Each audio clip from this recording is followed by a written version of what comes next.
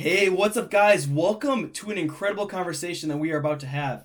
So many people nowadays, they want to learn how to live better lives. They want to learn the cheat codes to cracking success and becoming their best self, but they don't really know where to start. And so it's very similar to the Primal podcast. I have two people on today who both are truly inspirational people in the field of men's health, overall mental toughness, and just inspiration to myself. And we're going to crack their business. The primal thrive and the blood and rain business of improving your testosterone. And I'll let you guys introduce yourselves briefly, and let's get into this conversation. My name is Arthur Dane. This is my second time having the pleasure of being on the Primal Life podcast. It's very good to be back. Hey, I glad to have handle, you. thanks, man. Thank you. From the United States West Coast, Oakland, California. And as I mentioned before in the previous podcast, I do a lot with strength and conditioning and mental toughness cultivation as part of my journey as a Muay Thai fighter and a strength enthusiast. In our business, I handle the strength and conditioning and mental toughness cultivation side. That's awesome.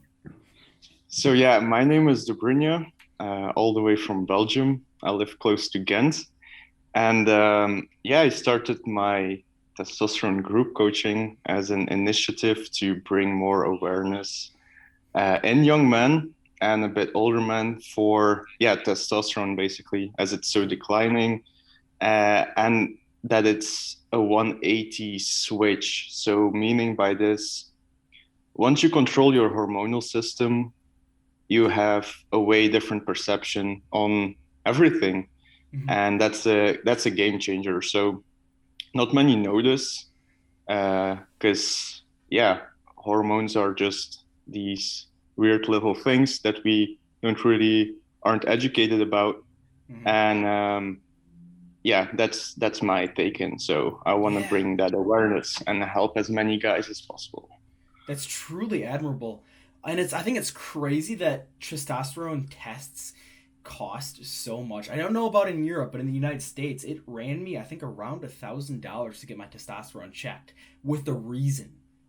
I think that's almost criminal to a certain That level. is criminal. Yeah, yeah. It shouldn't be that expensive for people to check if they're actually truly healthy or if they just and maybe even find damage that they just don't even know about. And like Yeah. the level of negative symptoms that are associated with low test, I think is absolutely mind-boggling. Like reading into the list is almost scary. And I think as we get into like this age of technology and science, and hopefully we evolve more intellectually into health. I hope the fat acceptance movement goes away. If I'm being quite frank, because it's truly not a healthy way to live your life. But it'd be great to see what you guys are both doing is more mainstream than it is. I hope that everyone is able to truly realize what you guys are promoting and what you guys are selling to everyone, and the benefit that they can reap from it. But to break it down, what are the benefits of having normal to high test? Because I know you have extremely high testosterone. I saw the readings and it was absolutely crazy. Yeah, so what are the benefits? That's a good question. First of all, it's not really that much about how high your T levels are. It's more of how much you can liberate, right? Because it's the Mm, free testosterone that's active. So if you have, for instance, very high T, but very high sex hormone binding globulin, which lowers your free testosterone, you won't like feel much of the effects of testosterone. So that's already like a first step in the right direction, freeing up more T. And what are the benefits of those?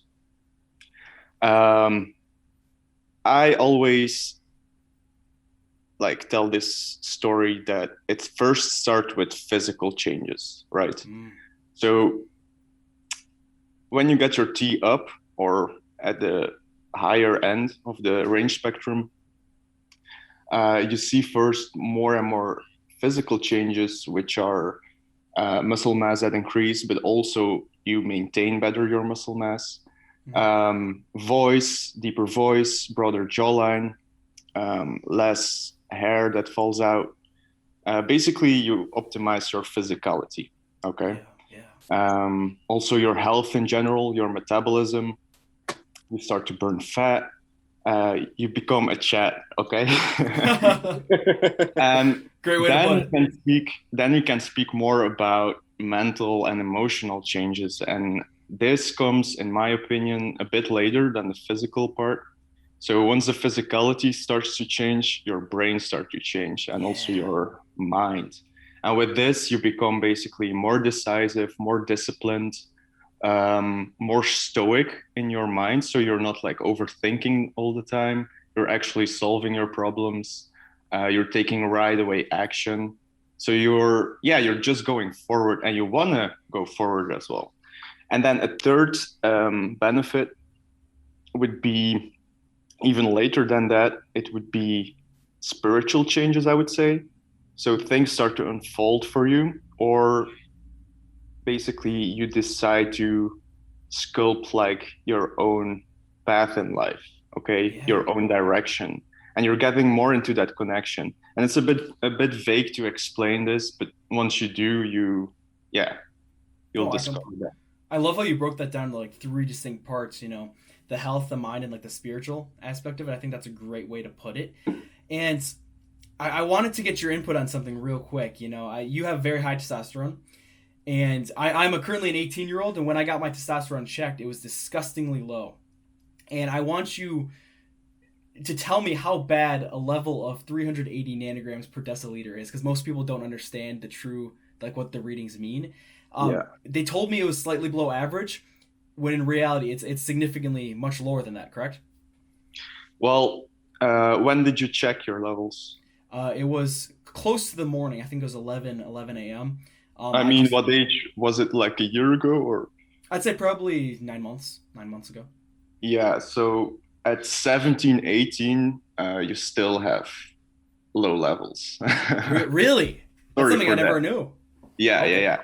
So most, like, if you're at the end of your teens, your test is gonna increase. So 19, 20, you'll peak probably at 20 plus, like 21, 22, if you're doing the things right.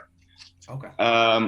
But it is kind of normal to have these kind of levels at your age. However, there are exceptions. Okay, like I know a guy who's like bodybuilding, and he has 800 or something, but he does everything right. Like he's super strict, and he's about 18, 19 years old. So okay.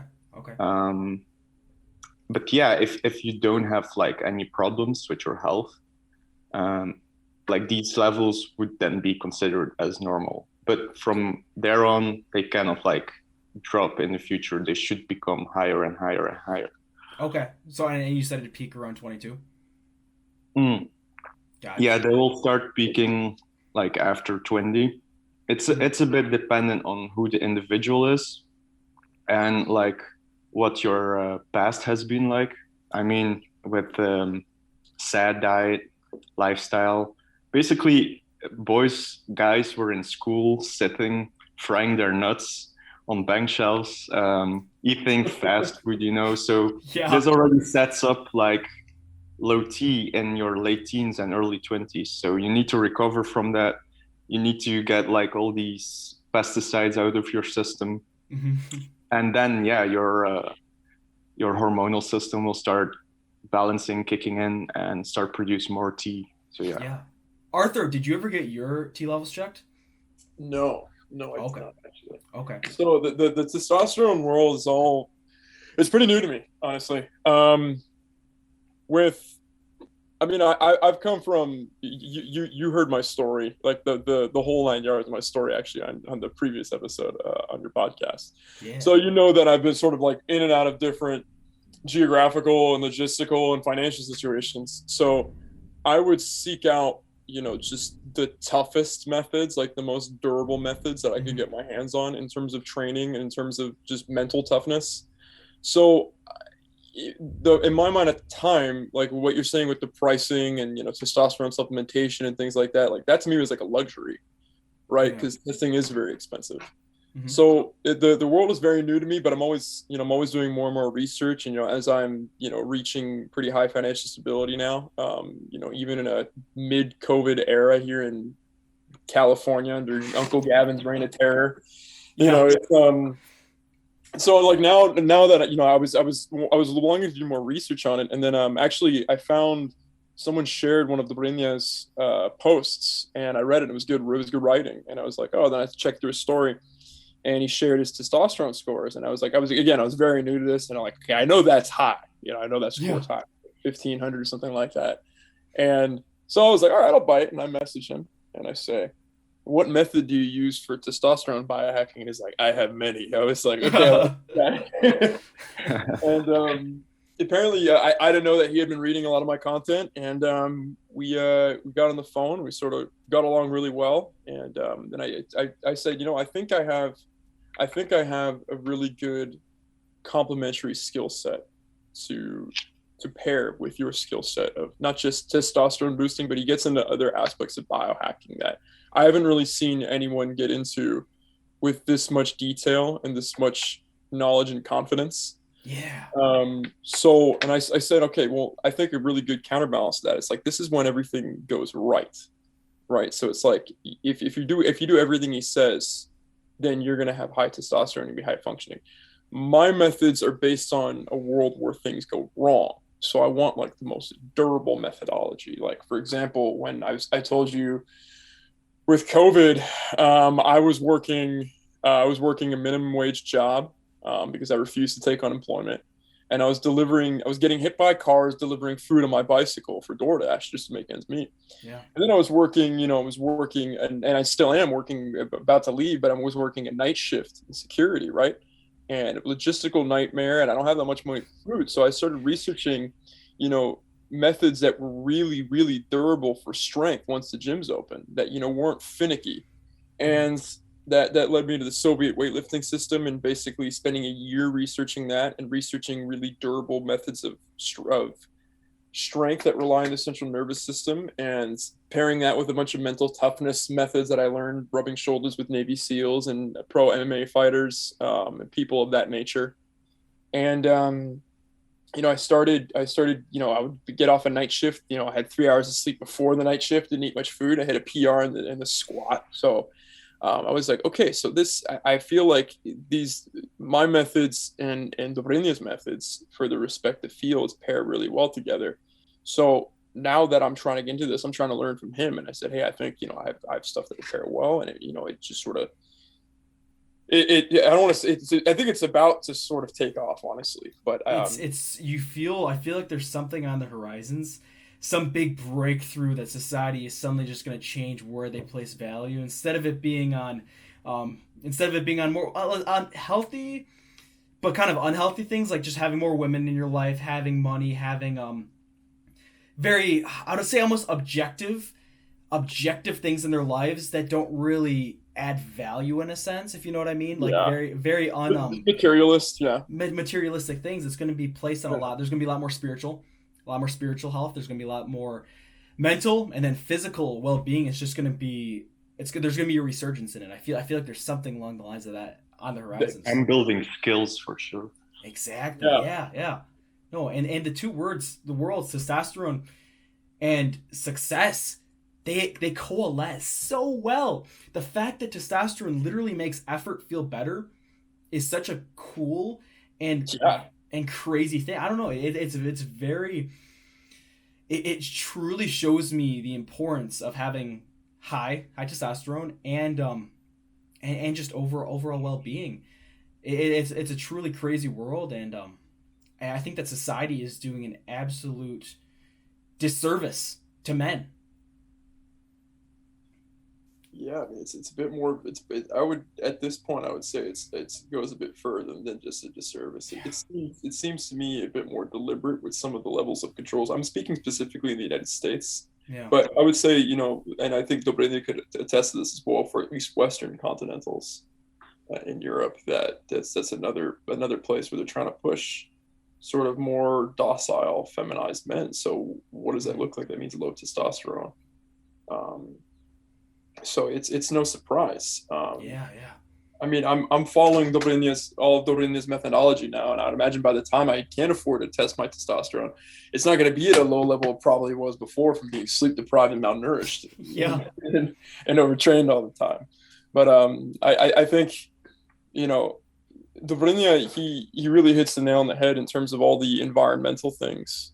Not just a lot of people think maybe it's diet or maybe sometimes it's just overtraining, and there's a lot more to it that he I try to hit all the principles in training so people know how to navigate training, but he hits all the principles and then some in testosterone and biohacking, like the amount of pitfalls that I'm sure you can speak upon that occur with low testosterone and imbalanced hormones. Dobrynya, tell me, you posted a statistic recently.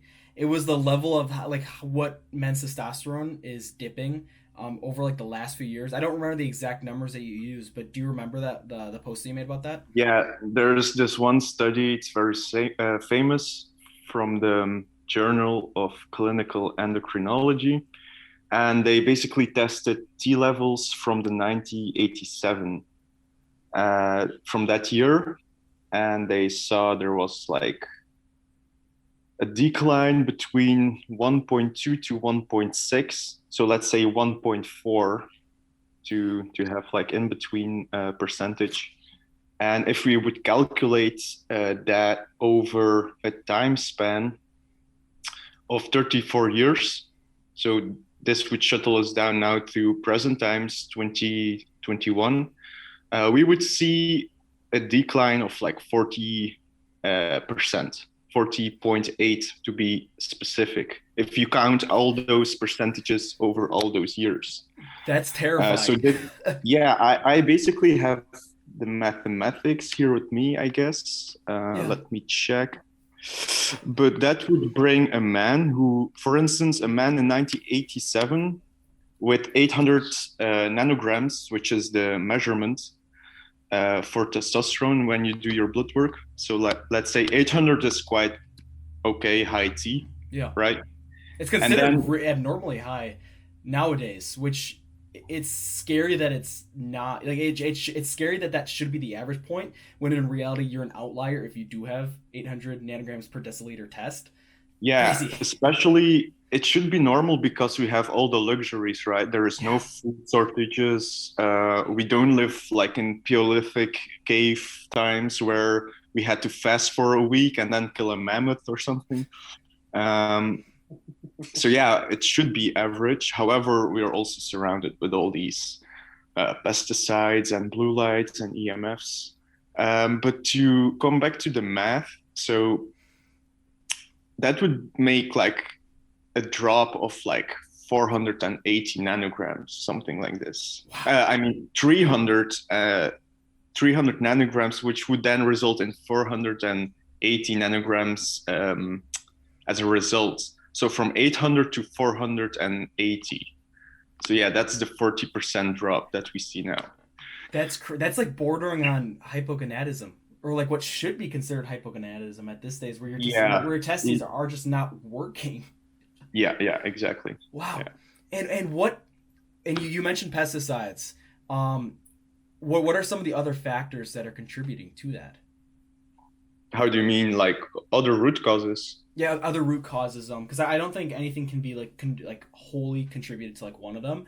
What are some of the other societal factors, would you say? Yeah. Well, a big societal factor is that most Americans live off a plant-based diet. Even if they eat meat, it's still like 70% plants on their plate. Okay. So the higher the fiber intake, the less you will have free testosterone. So that's a factor. Really? Yeah. I never knew that. Like high fiber diets are associated with lower free tests and higher SHBG. So the sex hormone binding globulin. Yeah. So that's a factor for sure. By the way, some fibers do reduce cholesterol as well. So like oatmeal, beta glucans, these kind of things, that reduces cholesterol. So the building block for testosterone, which you don't want to have reduced. Of course. What else?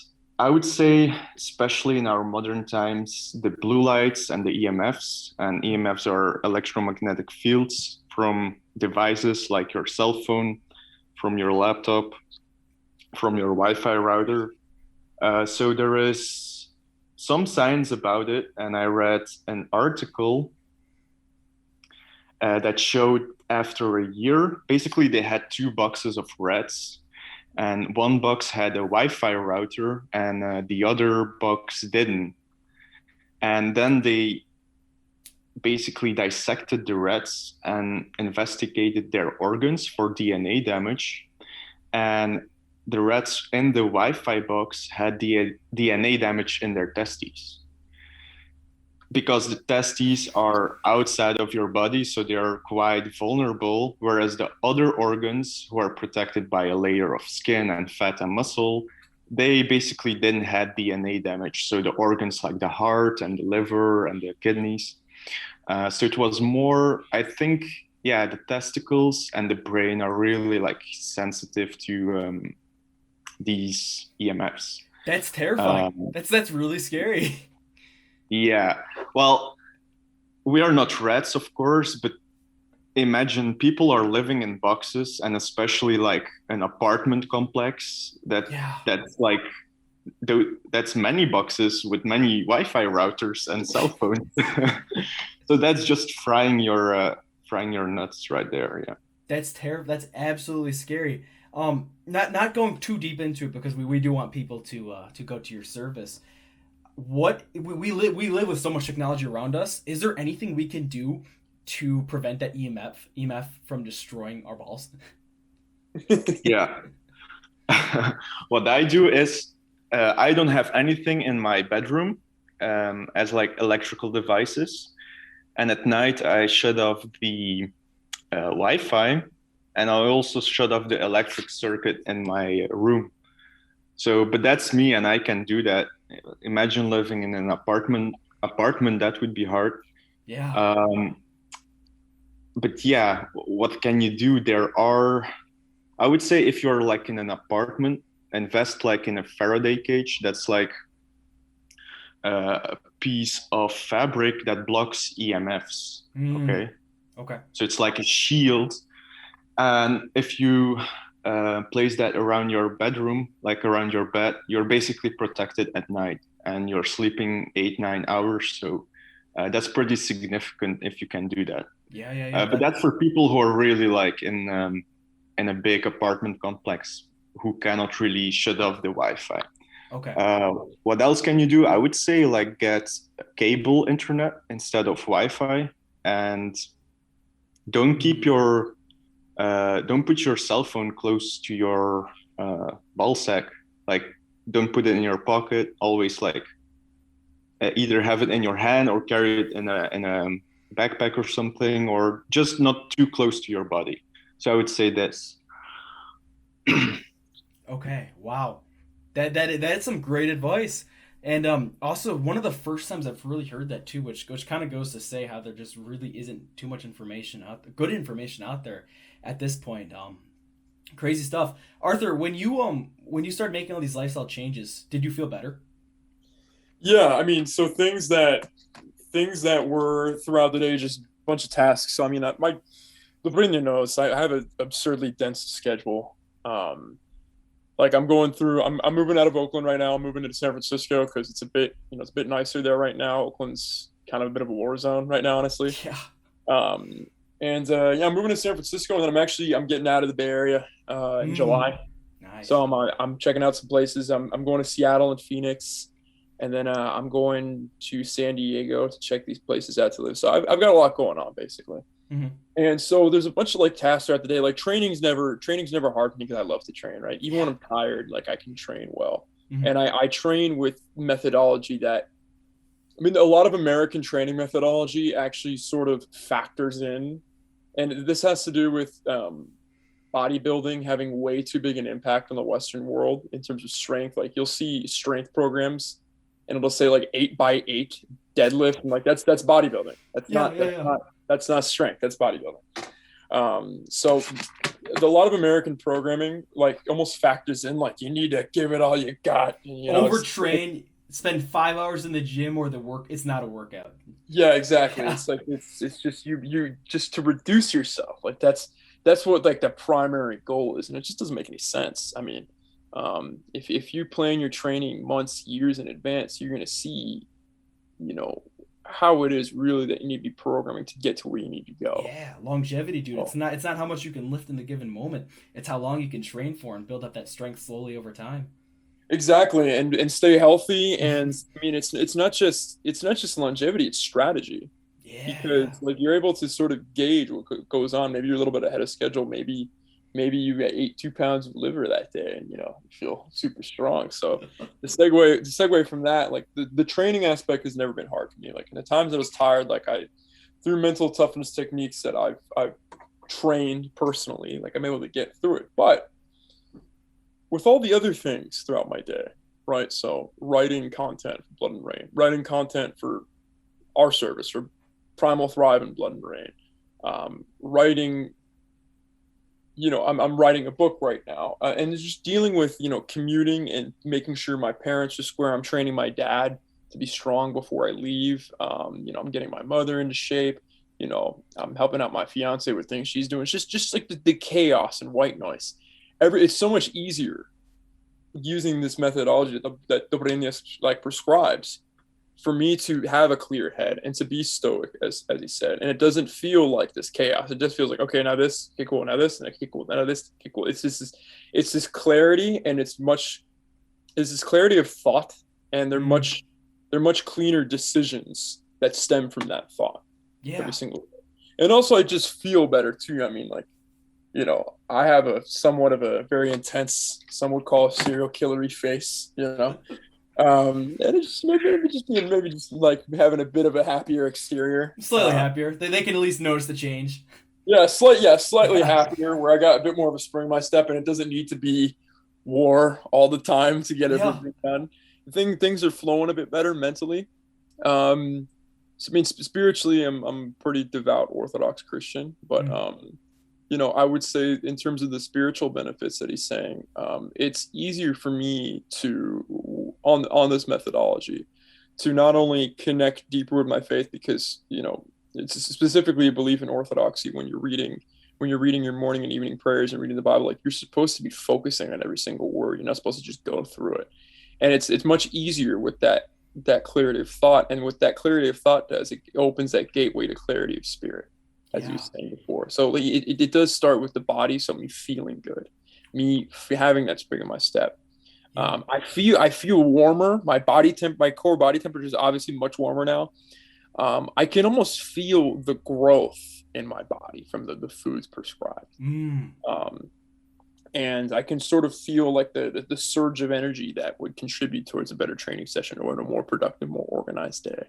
And Yeah. then that carries over in the thought, and then the spirit. It's like I feel aligned, and this is something I speak quite a bit about just in Blood and Rain in general. But we're starting to add the hero's journey and holistic masculinity to our content, because in one of the other things that's sort of making man feel so depressed and stripped down to just this husk is that we're being separated from narrative and separated from story, when men really are in a constant cycle of the hero's journey. That's like Yeah. that's what it means to be a man. That's how you're reaching your fullest potential, is you're constantly completing these cycles of the hero's journey. So that clarity of where I'm at in my journey on the day spiritually it becomes much easier being on this Mhm. methodology. So physically, mentally, spiritually, those are the big changes that I've noticed. To talk a little bit more about holistic masculinity, can you explain that for the viewers who maybe don't quite understand it yet, and maybe have that skewed societal view where masculinity is evil and oppressive? Can you maybe go a little bit into depth on that? Yeah, absolutely. I mean, so I'll give you an example, just from the get-go. Like a big mistranslation of the Bible, the meek will inherit the earth. It's actually the true translation is, Oh, I love it, dude. I know exactly what you're talking about, and when I read this, I'll let you get back to that in a second. But when I read it, I got shivers oh because my it God, all yeah. made sense. It was such a crazy realization and really empowering realization. Crazy stuff. Yeah, because like, so the full translation is, the meek is those who have swords and they're determined to keep them sheathed will inherit the earth. So men are supposed to be protectors, supposed to be hunters, they're supposed to be guardians, they're supposed to be warriors. but they're not supposed to be, the dark side that has stemmed from that in the past, right? Has seen,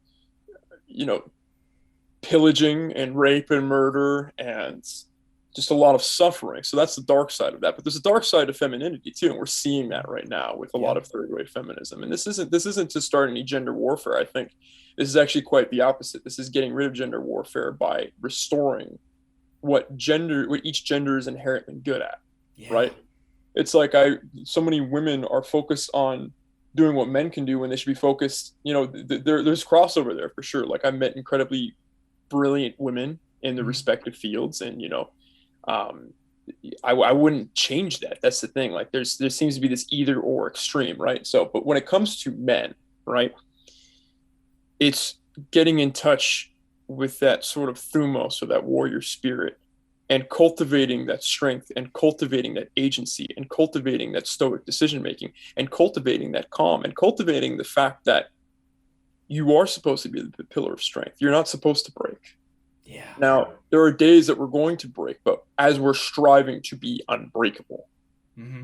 So what does that mean in our everyday lives? So that means sort of building what I would call, and this is sort of getting into one of the cornerstones of our mental toughness training, of building the don't quit muscle.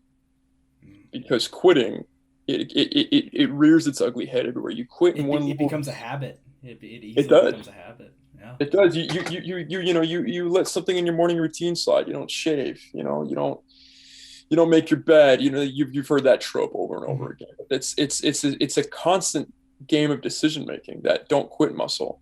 And when that's solid, you're much more grounded as a man. Yeah. And therefore, you're much more grounded in your decision making. So what does that mean? That means you develop as a man. And what does that mean? Well, you start being an example for other men to man up, basically. Yeah. In the best form possible, the healthiest, the most beneficial to people around you way possible. Absolutely. Like, the stronger you are, the stronger society is going to be, because we all have a role to play. And one of the biggest cornerstones of manhood and masculinity is strength and struggle. And you see a lot of jargon of men sort of just settling, like, oh, I won't really reach my fullest potential if I have my finances square, and then I'll just, drink my face off and play video games and watch Netflix, and go out clubbing and try to get laid. It's just a miserable, droning, dragged out existence. They have to drag themselves everywhere. Those aren't men. Yeah. They're husks. And we're trying to, this has been, and it will continue to be, a pretty great sort of fulfilling mission for both of us, because it is a business. I mean, in a capitalist society, everything's a business, but it is still a mission on our part, because we're trying to help men reach their fullest potential. And we started to realize that goes beyond the testosterone, that goes beyond the biohacking, that goes beyond becoming the strongest, most mentally tough version of yourself, that it's supposed to hit everything, and that touches in the overarching realm of masculinity, basically. Yeah. And what I love about what you guys are doing is that ultimately, if you truly have all the factors that you guys promote, it literally comes out to being a good person. It's a very positive, very, very, a very, what's the word I'm looking for? A very productive to a good society, to a good happy life. It's a mindset that is something that people need if they want to be happy, and need if society wants to function well. And what you talked about with like the weak, the meek will inherit the earth, and how it's actually those who have their swords sheathed and choose not to use them, is that being a good person doesn't come down to choosing not to do wrong. It comes down to having the power to do a ton of harm, but making the choice every day to not do that, and to be a good person instead. Yeah, that sort of touches upon, you're seeing some weird corners of Instagram getting really like, we're all going to be barbarians and might is right, and it's getting kind of nonsensical, and you can tell the ones who are the loudest about it are the ones who are like not, they're not physically imposing, and they might have been bullied. They're trying to find some source of power that's ultimately artificial. But so then, a lot of people, and I know people who are very strong people who point to the book Might is Right by Ragnar Redbeard. That's the book I'm referencing. So, because you could be a devout, kind person, but it doesn't matter how rosy your intentions are, right? I'm Yeah. actually stealing a phrase from the Howling Boy, but he says it doesn't matter how rosy your intentions are, because there are people with a lot of strength and a lot of ill will, and it doesn't Yeah. matter how good your intentions are, you'll get steamrolled. Yeah. Yeah. And so how do you sustain a morally sound society? How do you sustain a society of logos, of trying to achieve the highest ideal? You have men that are strong, that are there to not just protect, but just for people to know that those men are there, so you don't want to mess with that type thing. You don't want to knock down that door because you're going to get killed. Yeah. Right. Ultimately, the stakes are death, but really the goal is to be capable of that kind of destruction and have that as this gigantic pillar of strength to maintain a peaceful society And a away from deterrent for people. those who choose to try and take that away from the good people. Exactly. Exactly. Yeah. And testosterone, it's something that promotes good values, promotes strength, promotes controlling of emotions, and that is good for us. Exactly. Man, I forgot how to pronounce your name one more time. So Sorry. Brynja. Dobrynya. Okay, I apologize. That this is something that I need to definitely work on a little bit. My pronunciation. When you started applying all the concepts that you currently teach, how did your life change? How did my life change? Or Yeah, because I know that you had a bit of a transformation too in your pursuit of high testosterone and the best form of manliness.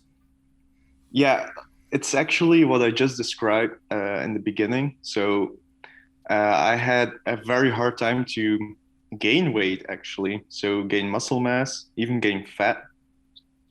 And no, it didn't make me fat, but it did me gain, yeah, muscle mass. Mm-hmm. So that was the first significant change. But then it got interesting regarding business, because I had this idea of building a business for myself, because I'm not the type who can work for somebody else. So I wanted to work for myself and start a business, but it was, kind of still living in fear and not taking the action on actually executing on that idea and just trying it, even if I would fail.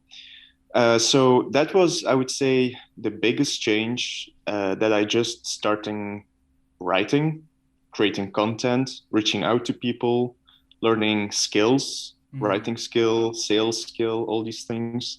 And actually, out of this experiment, because I never had the intention of making this testosterone thing, making that a business of, it was just an experiment and I loved it. And I had always positive reactions from the people who enrolled in the course.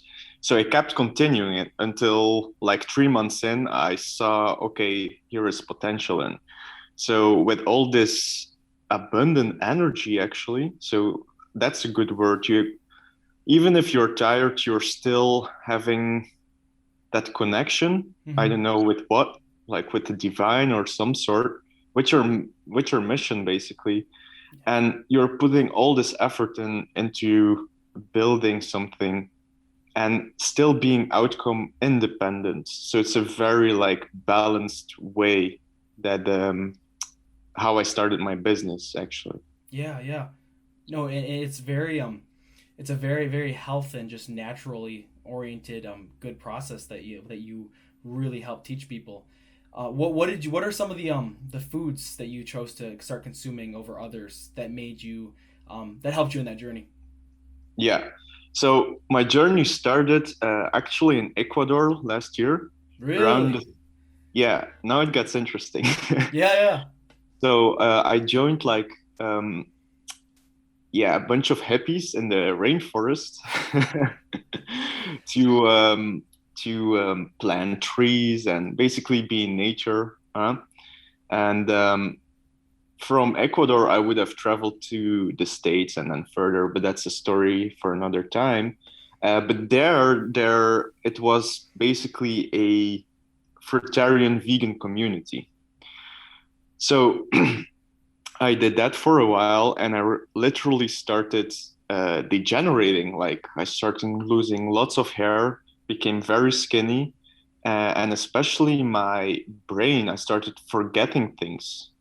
So yeah, I got like a little grandpa in 3 months, That's the time that I terrifying. was Oh my there. Yeah, gosh. exactly. So uh, I had it like with the diet, so I knew like I needed animal fat and protein.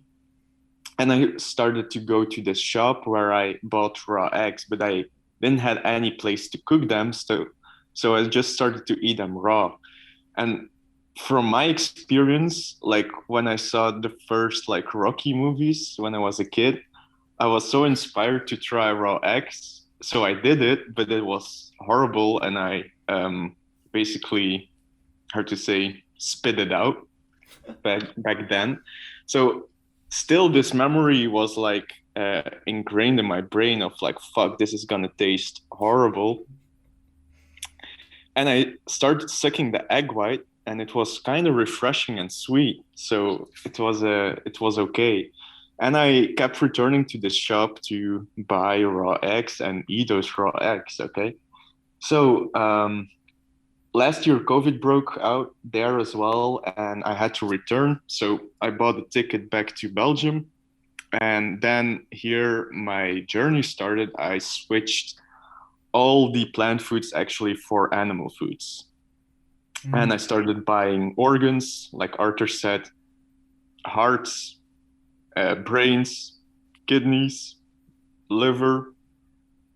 And I started eating a bunch of meat and animal products. And that was my diet for a while, because I also had problems with digestion, leaky gut, and stuff. And that really did it. So my digestion got healed, and my hormones improved with all these crazy experiments that I did last year. And your testosterone levels. If I looked at your testosterone levels now, I would say you're an enhanced athlete. I would say you're on some form of PED because of how high they are. What physical changes did you notice when your testosterone just got peaked like it is now? Um, One physical change that is definitely significant is the ability to regenerate. So this can be a small scar or just breaking down muscle in the gym. And really, the ability to regenerate muscle tissue or just any tissue in general, that got enhanced. So that's pretty Mm, significant.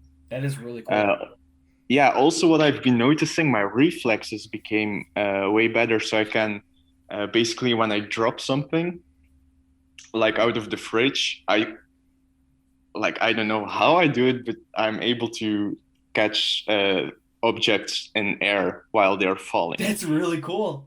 Yeah, Yeah, so wow. my reflexes got way better. What else? Like sleeping in, that was always like a problem for me.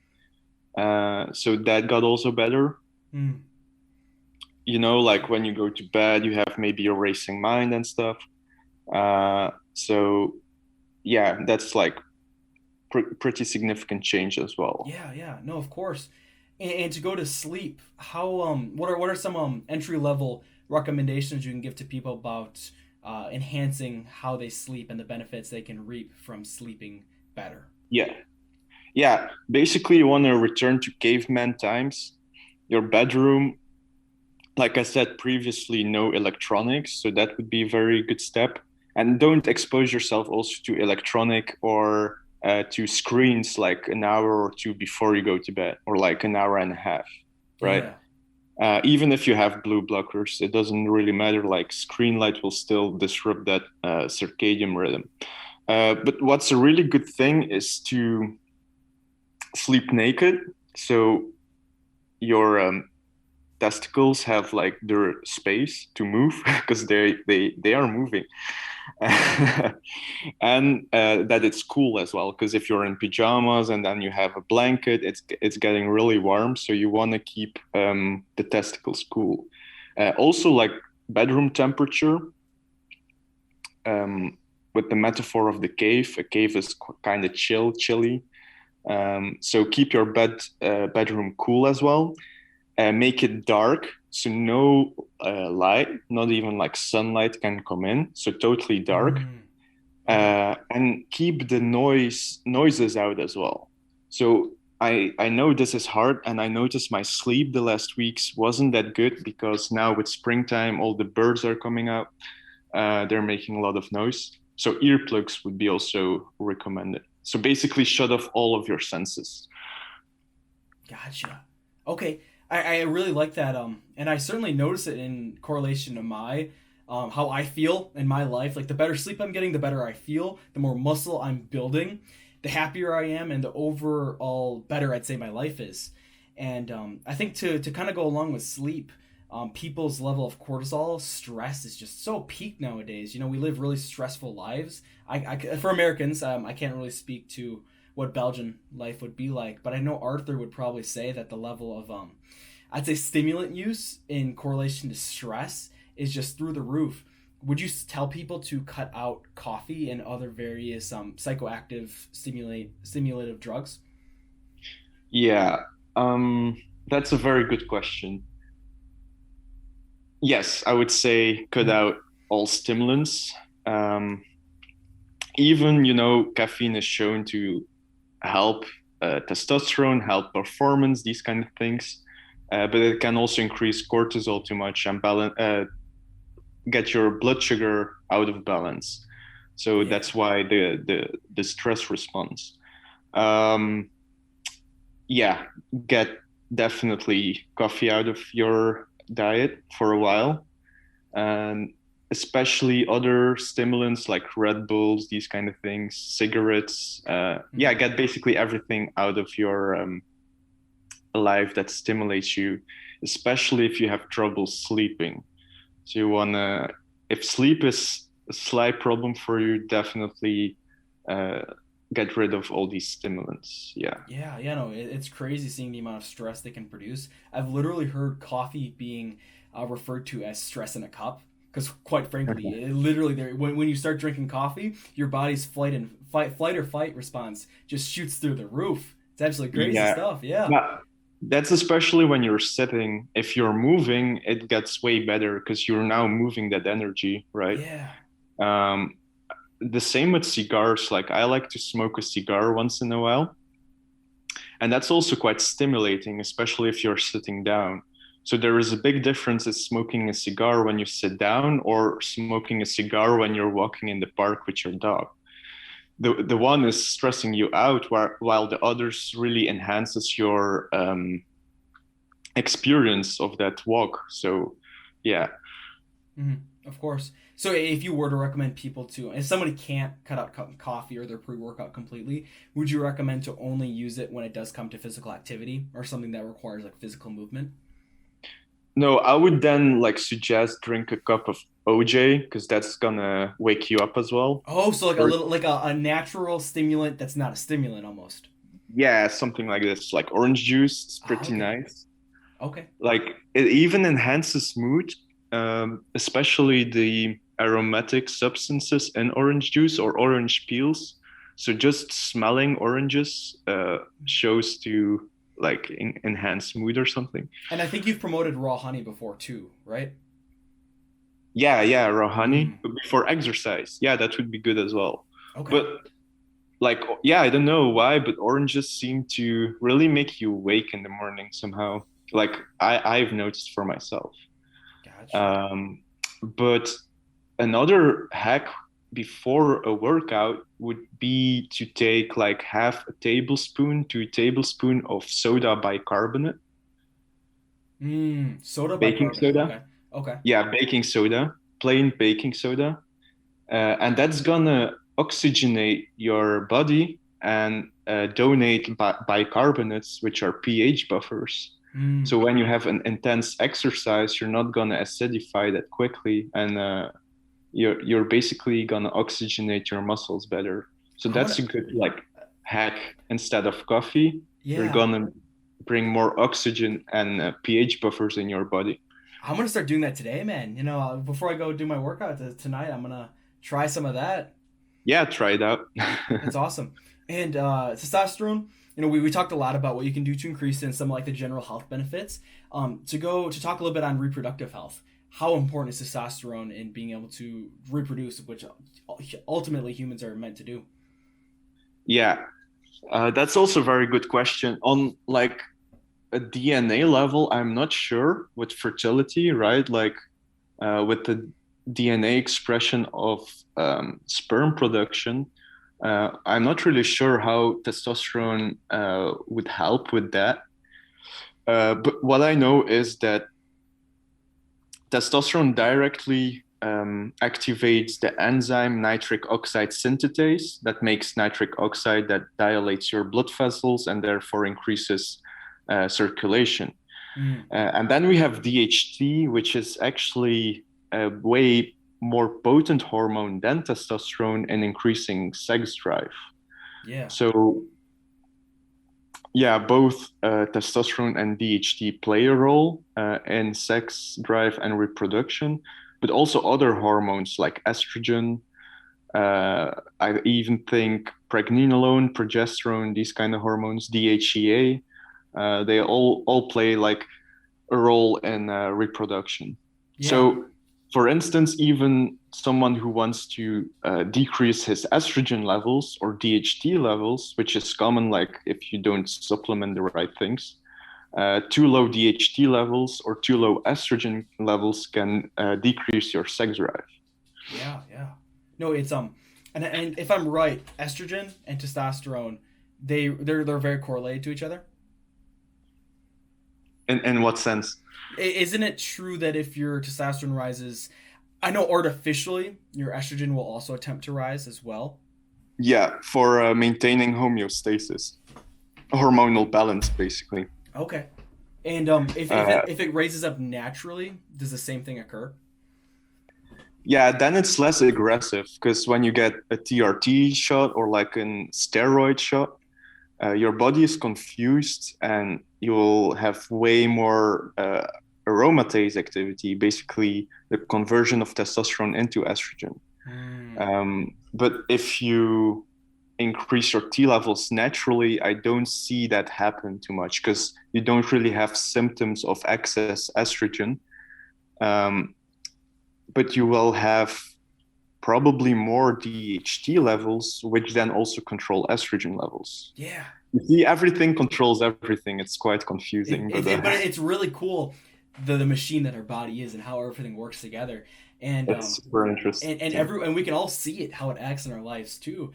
I can certainly tell when my testosterone is peaked, and I'd say it makes my life significantly better. I'm able to work harder. In my love life, feels a lot better and more fulfilling too. You're not. It's very. You get a much deeper level with your partner, whoever that may be. And I think Arthur would probably agree to me in that too. It just makes you a more compassionate person, but also a stronger person as well too. Your control over your mind and body is so greatly increased when you do live a healthy lifestyle like the one that you've suggested and talked about for this past hour. It's pretty cool stuff. Yeah, exactly. And you do also control your emotions and your intentions and your behavior. So everything is aligned, basically. Yeah, I'd honestly even say if you want to be the best person, the best, most good and strongest physically, strongest mentally person, to optimize your health. And I think what you guys are doing is super admirable in that sense. You're teaching men how to be better men for society, for the people around them, for their own selves. It's a really, really cool thing that you guys are doing. Thanks, Colin. Appreciate it. Yeah. Where can they find you guys? I want my followers to go check out your content. Where can they learn more about what you guys do? Arthur, you're first in the alphabet. You still there, man? He might have had something pop up. Yeah. Looks like he's muted, so I'll let you take over for that one. Okay, sorry about that. Oh, you're good, man. No worries. I don't know. I didn't know I was muted. You can find me at Blood and Rain, blood_and_rain. Go follow. And you can give me a follow. We're posting a ton of stuff for our business. And then there's potential other places outside of social media, you probably reach us. Yeah, check his podcast out. He has a podcast too. A podcast that I've taken a lot of inspiration from, because it truly does bring some really cool people on and talk about some really cool concepts in a very well organized, artistic way as well too. So go check out his podcast. I appreciate that, man. Yeah, the Blood and Rain podcast. We're 23 episodes in now. On Google Podcasts, Apple, Spotify, all of that. And then Blood and Rain Books is and actually Blood and Rain Books is going to be tying into our business as well, because Blood and Rain Books is a subscription content. It's a subscription long form content website. So basically you subscribe and you get like one poem, one essay, and one chapter of a novella or novel per week. But we're going to be releasing a couple free things for people to read. Dobrenia and I are working on an article that's going to be really interesting. That's going to be, for primalthrive, Blood and Rain, and Blood and Rain Books. To really show you how the drop in testosterone has even affected our culture, in what we consume. So that's going to be a really fascinating article that's on the horizon. Can't wait. And then, and there's going to be probably more centralized place to go for our business. But for now, we have our respective Instagrams and Gumroads that are Gumroads and Patreons that are, we're just constantly collaborating and constantly promoting each other's stuff. But there'll be something centralized in the future for sure. Awesome. That's great. Go follow his stuff. Check his stuff out. Where can they find you, Dobrenia? Instagram only. So that's primalthrive. Yeah, and that's the one. If you guys are really trying to optimize your testosterone, go check out both of their business. They're the same business. Go check out what they're both doing together. Some really solid information, stuff that I'm learning about. I'm certainly going to go out and buy some liver after this conversation that we had. I'm going to be a lot more aware of the electronics that are around me and just really try and apply the concepts that both of you talked about. But yeah, go check out their website, go check out the business, go check out both their Instagrams, the podcast. Such good information coming from two really good people who have your interests in mind. So guys, thank you for coming on today. It's a great conversation. Thanks, man. I appreciate it. Perfect. Well, we'll talk to you later. Have a great day, guys. Peace. Cheers. Bye.